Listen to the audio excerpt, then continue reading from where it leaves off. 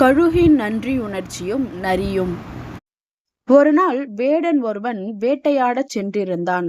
அவன் விரித்திருந்த வலையில் கழுகு ஒன்று சிக்கிக் கொண்டது.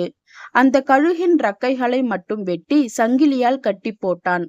அவ்வழியே சென்ற ஒருவர் கழுகின் மீது இறக்கப்பட்டு வேடனிடம் காசு கொடுத்து அந்த கழுகை வாங்கி தன் வீட்டில் அன்புடன் வளர்த்தார்.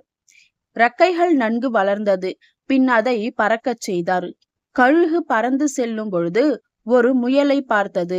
அதை தூக்கி வந்து தன்னை வளர்த்தவரிடம் காணிக்கையாக கொடுத்தது. இதை பார்த்த நரி, உன்னை பிடித்த வேடன் மறுபடியும் பிடிக்க வரலாம். நீ இந்த முயலை அவரிடம் கொடுத்திருந்தால் மறுபடியும் அவன் உன்னை பிடிக்காமல் இருப்பான். எதற்காக அவரிடம் கொடுத்தாய் என கழுகிடம் கேட்டது. இல்லை, நீ சொல்வது தவறு.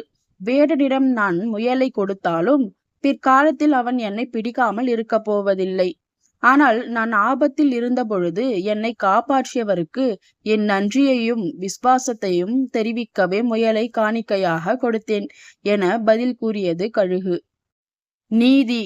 உதவி செய்தவரிடம் நன்றியோடு இருப்பது தான் பண்புள்ள செயல்.